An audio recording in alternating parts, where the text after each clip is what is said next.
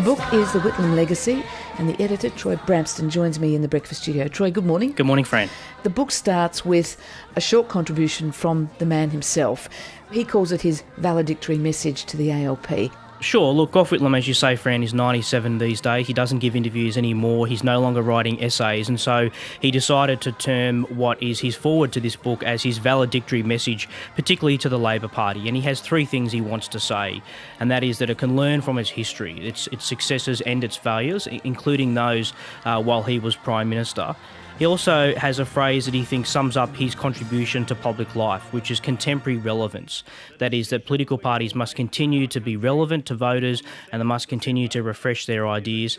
And finally, he wants the Labor Party to reclaim the importance of Parliament, what he calls the primacy of Parliament in developing, explaining and defending policies. And he wrote it during the last year of the Julia Gillard government, which was a tumultuous period in Australian politics.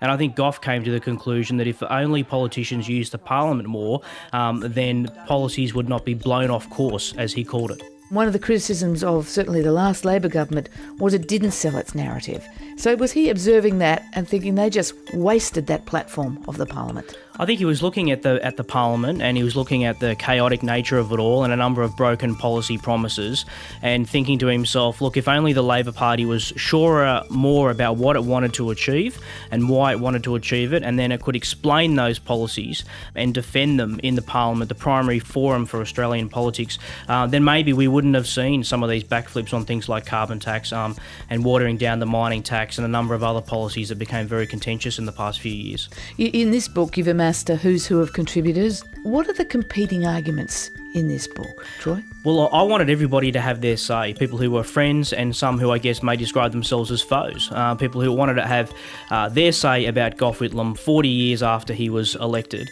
But it's not supposed to be a whitewash. There are warts on all accounts in this book. But I think the theme that runs through the book that I can draw out is the Whitlam legacy, which I think still endures in Australian politics. And I put it down to three things, Fran. And the first one is obviously he saved the Labor Party, I think, from oblivion. He's reformed to the Labor Party structures. His renovation of its policies in the late 1960s saved the Labor Party in Australian politics. The second thing is, interestingly, he came to power during the 1960s and when he took over the leadership of the Labor Party and then became Prime Minister. So modern politics, I think, begins with the Whitlam era. What does that mean? Television. I mean, Gough Whitlam mastered that art. If you look at some of that old footage of politicians, from the 30s and 40s trying to deal with this medium in the 1960s, they were very uncomfortable. Billy McMahon wasn't a great television performer. Neither was Arthur Calwell, who Whitlam replaced as Labor leader. So he mastered that forum, which really changed politics. But also things like professional advertising, the It's Time jingle, the It's Time election campaign. Also detailed market research, using polling companies, using focus groups to fine-tune policies to better shape your message, and also professionalised campaigning, candidate training, target seats, all this kind of stuff. Some of that say that's a scourge of politics these days, all those things. Market research, politicians are too poll-driven, they're too slick, advertising campaigns are too slick. Sure, but nevertheless, these are things that change politics all over the world. And politicians who could use them effectively succeeded, and those who didn't obviously failed. Really the most important, and that is the policy legacy. We live with this legacy all around us today, from universal health care in Medibank, now Medicare, needs-based school funding, reorientation of Australian foreign policy, particularly the recognition of China, which is now our greatest trading partner, but also the legal reforms. I mean, there are breathtaking reforms when you consider them for a second. Things like lowering the voting age to 18 years of age, territory senators, one value, one vote electoral laws, the abolition of the death penalty, no-fault divorce, legal aid, abolishing the last vestiges of white Australia policy. There's a whole lot of things that the Whitlam government did, even sewering the suburbs in Sydney, Melbourne and Brisbane. The list is staggeringly long, considering the Whitlam government only lasted just over 1,000 days. It's a lot to get going in those days, and I think no one argues with the breadth and the scope of that list. But plenty do argue with the capacity to implement all of those ideas. And the Whitlam government was also marked by political scandal, especially his second government. Now, Paul Keating was very briefly in that cabinet, the second cabinet. He remembered the atmosphere in the room there in his interview series with Kerry O'Brien. Let's have a listen. Well, it was thrills and spills, I think, and there was a big emphasis on the thrills because, it was a very reforming government. What can you remember of your first ministerial meeting with the full Whitlam ministry? Oh, well, it was a bag of fun, really. I walked into this little ante-room they had off the cabinet room in the old Parliament House, where you had a cup of tea and a scone. No one said a word to you. No welcomes, nothing. You're just there, you picked up your cup of tea and had it and looked at the papers. So I sat down, and then there was a long dissertation by Kep Enderby. He had this very quick style of speech, and it went on, and I saw Gough grimacing up there going, annoyed. And then finally it gets the better of him. And he says, Enderby, you garrulous so-and-so, when will you shut up?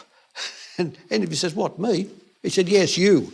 And Gordon Bryant, another minister, says, you shouldn't speak to him like that. He said, you shut up. And don't speak to me like that either, says Bryant back. What do you take from that, Troy? Was division or personal animosity a feature of the Whitlam government, or was it just the wheels falling off? Look, it was absolutely a chaotic time. I mean, the Whitlam government could have been much better in terms of managing itself administratively. It would have been better if there weren't those scandals. The loans affair was an absurd, ridiculous scandal with the attempt to borrow US $4 billion from a Pakistani commodities trader. It's unthinkable today, isn't it? Absolutely. And they spent too much money. They spent it too quickly. The size of the public sector grew. But, these things should not cloud out the broader legacy. And what I've tried to do in this book after 40 years is let's look at all these things together. And yes, it was a chaotic and often shambolic government, but it still left, despite all that, an incredible legacy of policy achievement. Is it fair to say that Labor has suffered from a perception since that it's not, the best manager of the economy? Is that one of the throwbacks? Yeah, look, it is. And certainly, Susan Ryan often used to tell me that in the Hawke government, when she sat around the cabinet table, there was no place for an unreconstructed Whitlamite. Yet, in their other moments, both Paul Keating and Bob Hawke have said, look, without Gough, we wouldn't be here today. They said that when they were running the country in the 1980s and 1990s. And it gets back to that other point we talked about he's changing the Labor Party and making it electable again. So, yes, there's all the Whitlamites, there's that legacy, a whole generation who came in inspired to politics by Gough Whitlam and those big ideas, and yet today it's almost an insult, isn't it, that people, I remember the Coalition kept on describing, the last Labor government as the worst government since Whitlam, the worst Prime Minister since Whitlam, all these kind of comments. Yeah, and I think it's very unfair. I think it's a comment that ignores sheer facts. I mean, we've talked about some of them, whether it's China, healthcare, schools funding, the legal reforms, even removing the final troops from Vietnam, freeing conscientious objectors from prison, the new national anthem. I mean, we can go on all day, Fran, and talk about these achievements. And the thing is that they were done. So when the Whitlam government went out in 1975 with the dismissal, Medibank was up and running. Now, Julia Gillard and Kevin Rudd might like to talk about the National Disability Insurance Scheme or the Gonski funding being done and as achievements. Well, frankly, they're not. But the Whitlam government did achieve things, and they were funded and they were in place before they were dismissed on Remembrance Day 1975. And that is a great reminder that you remind us of in this book, the pace that he went at it from day one. He surprised everyone by sitting down with just, one other member and running the country and getting these ideas going. It's a great reminder. Troy, thank you very much for joining us. Thank you, Fran. Troy Bramston, editor of The Whitlam Legacy.